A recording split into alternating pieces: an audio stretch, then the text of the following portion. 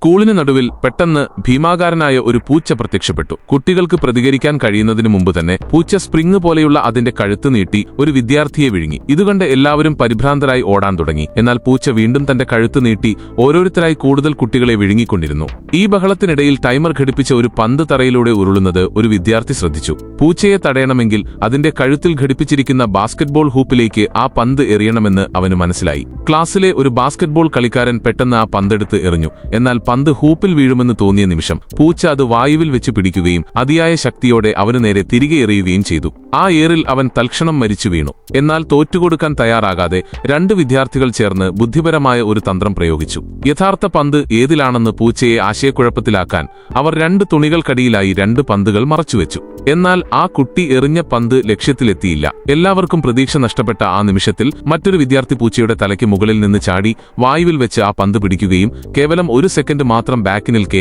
വിജയകരമായി അത് ഹൂപ്പിലിട്ട് ആ ഗെയിം പൂർത്തിയാക്കുകയും ചെയ്തു.